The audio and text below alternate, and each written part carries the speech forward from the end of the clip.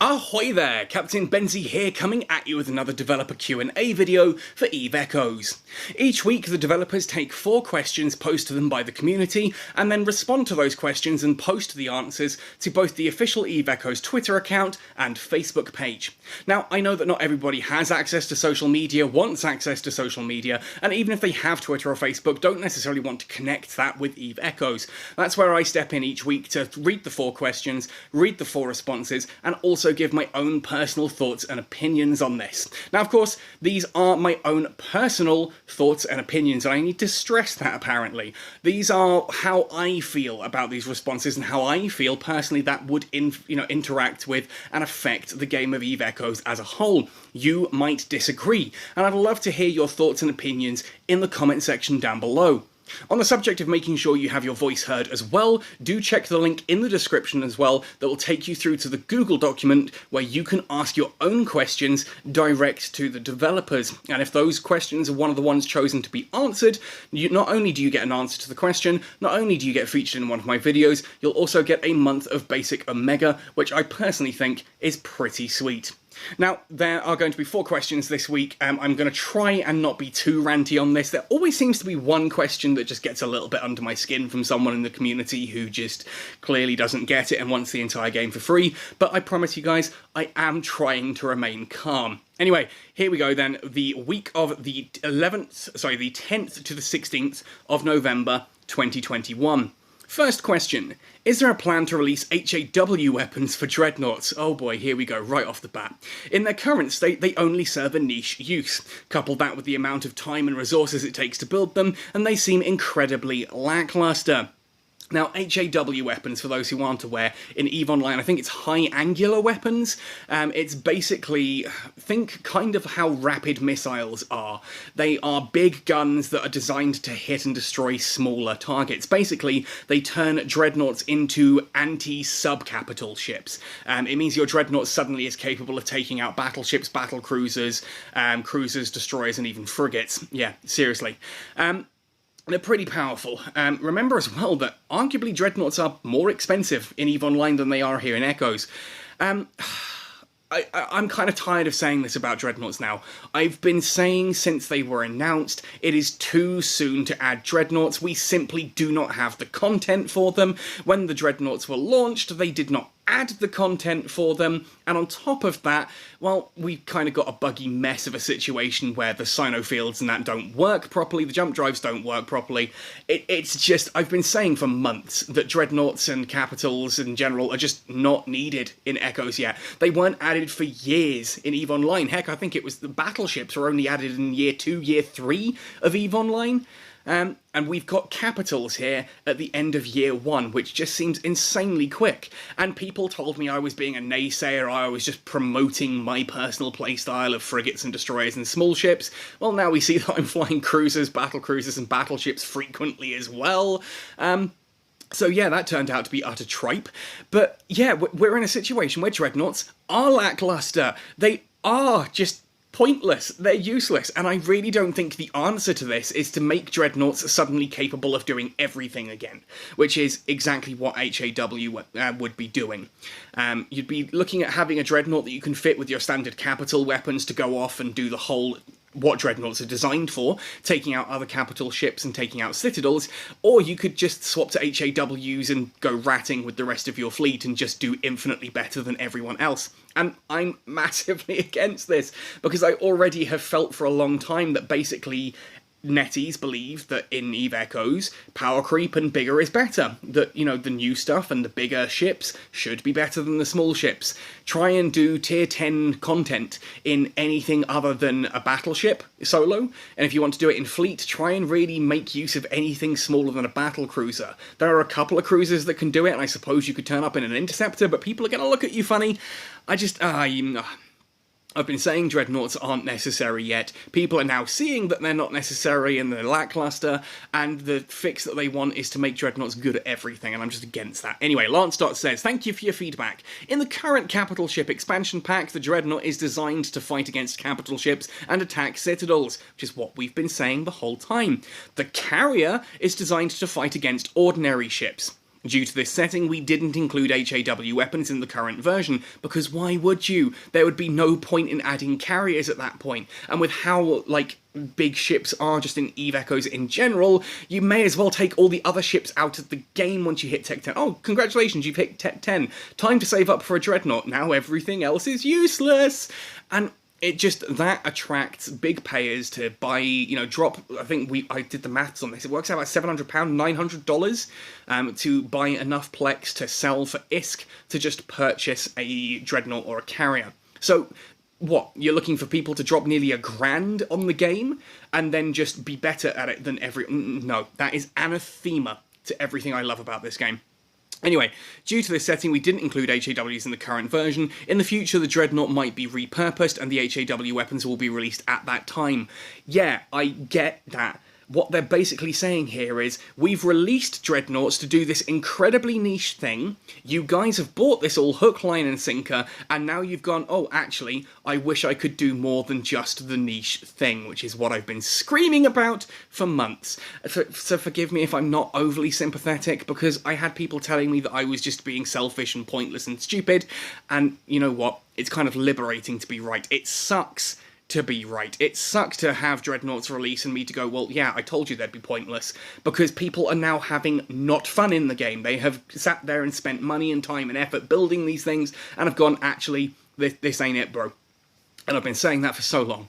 Anyway, move on to question 2 before I go insane. The capital... Oh, God, say capitals again. The capital armor repairer is currently underpowered compared to those of the smaller sizes. It's less cap efficient and reps significantly less per unit of time than the capital shield repairer. Well, yes, that kind of is the thing. The less per unit of time is the point of armor.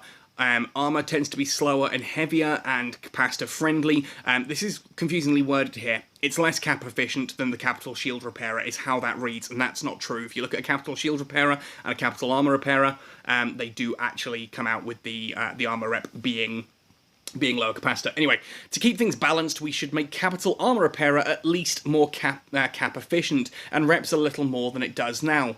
Now, I actually did stop. I looked at this question ahead of time, and I have gone in and run the maths on this, and yeah, they're not wrong. If you look at, say, a small shield booster, a medium shield booster, and a large shield booster, and you plot graphs and charts on how much healing you get per unit of capacitor and over time, then look at how armor repairers scale alongside that.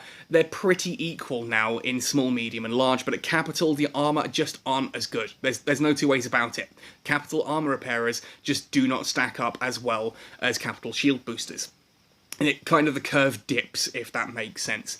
Now here they say, thanks for your advice, we will make balance adjustment for shield recharger and armor repairer soon. The tentative direction is that shield recharger was a high hit point per second and high power consumption, while the armor repairer has a low power consumption. Yes, that's true. That is how it should be. I wholeheartedly agree. Shield recharges should be high shield per second. They have good, high boosting. They boost quickly, but they absolutely chew capacitor, whereas armor is a lot more slower and gentle, but it's still big heals. Just have a look at a large armor repairer compared to a large shield booster and see how sort of similar they are, and see that the big difference there is the time that the shield booster reps in is a lot shorter, and the capacitor it uses is a lot higher. Once you get to capital, though, that it kind of goes a little bit too far, that the armor doesn't rep enough, and could possibly use a little drop in capacity usage. Anyway, I don't know. I'm not flying these things enough to really, have full numbers on this kind of thing.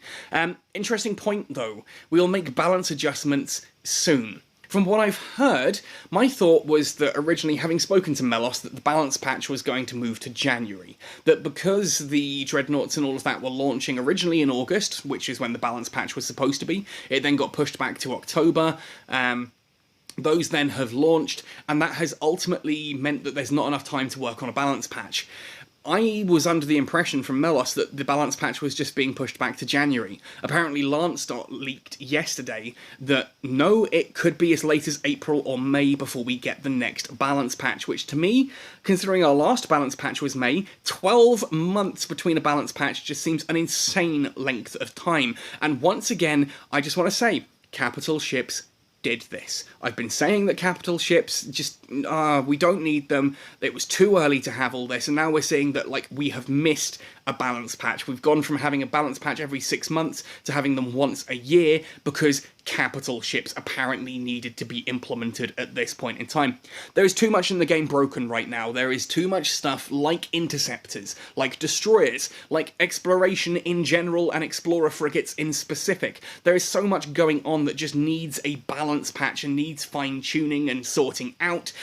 Waiting until April or May 2022 is an insane length of time, and it is not fair to ask the community to basically wait that long because NetEase decided that they absolutely needed to have the pointless capital ships released right now. It's like a child sitting there saying now, now, now, now, now, and now everyone else is suffering because of that, and I'm against that. Anyway. Talking about things that I'm against. Next question, is it possible to add nanocores especially, I think that's supposed to be, for low-tech ships?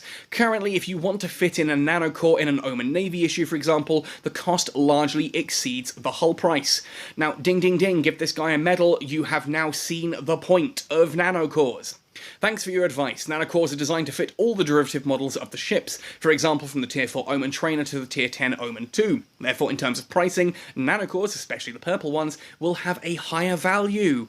However, if players think that they will no longer drive cruisers when their tech level increases in the future, and do not want to invest in cruiser nanocores, they can choose green or blue nanocores when they reach Tech 6. They are more affordable and can be sold in the market. Key point there. Yes, if you build something like, for example, a Sancho Recruit core and you put it on your Omen Navy issue, why would you? You'd put the Blood Raider Recruit one on there, because it's the same thing but better.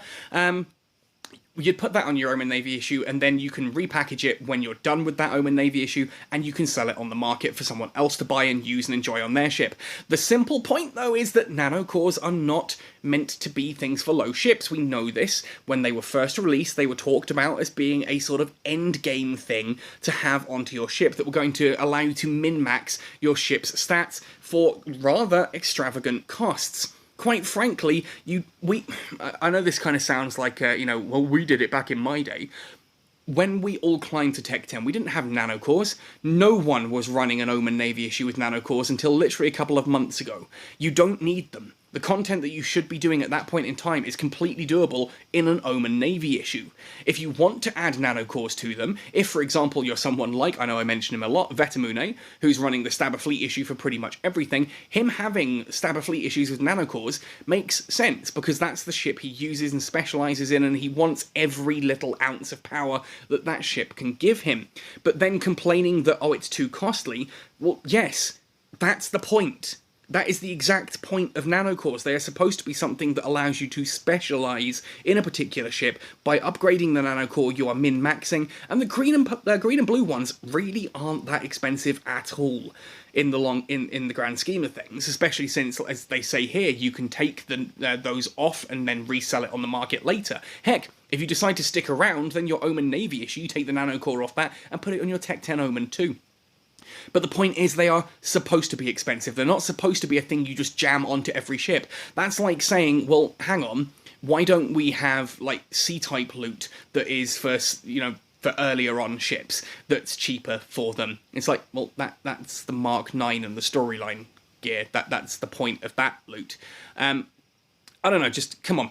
Come on, you can't sit there and say, oh, I want to have cheaper versions of the good stuff for smaller ships, for earlier on ships, lower tech level ships, because you don't want those to be expensive. If you want to min-max your ship, expect that it's going to be expensive. Simple as. Final question. In future, will the new capital modules be reprocessable? Okay, actually, this one I agree with. Right now, they don't hold much value because no one's flying capitals, and they're difficult to move bigger distances, so they take a lot of cargo space. Yeah, absolutely true. Thanks for the suggestion, Mrs. Wilson. We will enable the reprocessing of the capital ship modules in the future to increase their actual value. Yeah, please do. Please do. Although, admittedly, that then has a knock-on effect of, guess what, further reducing the valuability of actual ores, etc., and through mining, because now you can just go ratting, and those capital ship modules that are ultimately useless because no one wants to fly capitals right now, those are going to just be reprocessed into even more minerals to use, which means you're going to require mining even less. Mining needs fixes. Mining needs big fixes. We really, really need some big fixes to mining. Just something that is going to massively reduce stockpiles. We've talked about this before, but just to mention it again, if this is the first time you're hearing me ramble on about this one, just having actual missions, NPC-based missions, where you can hand in a certain amount of ore for a dedicated and direct ISK price. To me, that takes ore off the market, and it means that miners can either sell something on the market for theoretically a higher price if someone buys it, or they can just drop it into the game, have it removed from the game. It's gone, it's just been converted into ISK, basically. That reduces ISK stores, which makes ore more rare and therefore more valuable, because supply is now down. Lower supply, higher demand means better prices. And it also gives players that actual choice of an instant way to make money. If you're a solo player in high sec or low sec, there are those missions where you can get so much Pyroxeris or whatever, and then drop it off at a station for direct ISK. Just more of those. More of those for different ores, and possibly put them in the NPC stations in Null. Even if it were just events. We've seen that they're doing events like in Armour, where you get better taxes and that on the ITC. Set it up so that certain stations want different ores, so that you can actually go out there, mine ores, and then sell them at those stations for direct ISK. Heck, what that also does is if, for example, they're suddenly selling, and I'm going to use ridiculous values here, if they were selling, wanting to buy tritanium, and it works out at 5 ISK per unit, and you can see that tritanium's on the market for 3 ISK per unit, you're going to go and buy a load of that stuff, ship it out to the market, sell it, which is going to push the market prices up. Just that, it works in so many ways. It works in so many ways, and marketing, just mining needs so much help right now, and adding capitals has not helped it, or literally anything else. Congratulations if you were one of the people who was, super happy about capitals and telling me that I was wrong about the whole thing. Hopefully now we've seen that they are literally an ISK sink, not even a mineral sink. The actual amount of minerals they take compared to the amount of ISK they take is negligible. They are an ISK sink that does not have enough content to support it. Oh, but hang on, I can take a capital and go and blow up my enemy's citadels. And then what? You now have a citadel 18, 20, 40 jumps away from you. Congratulations, it's just another place to park the ship. They don't have different resources there. They don't have anything there that you can't already get easier where you already were to begin with. You have literally used a capital ship to just create yourself a new parking lot a few systems away. I don't know. I don't know what the answer is at this point. I'm just kind of tired of... I don't know what the answer is. I'm just tired of being asked the question. I'm tired of sitting there saying, like, look, what do we do about this? Capitals are here. They're here to stay. I can sit and complain and moan about it all I like, but ultimately it's done. I just hope that now this is out of the system and we can get back on with actually, having a game to play. Actually having meaningful content for the not 0.5% of the player base who are even remotely interested in capitals, let alone the tiny amount of the player base that actually have the funding to be able to afford one of these. There's so much more stuff that needs to be added and fixed, and I can only hope that we get that now. Anyway, folks, this has been Captain Benzie, trying not to ramble and rant. It didn't last long this time, did it? It really didn't last long. Anyway, let me know your thoughts and opinions in the comment section down below. Otherwise, happy sailing, and see you in New Eden.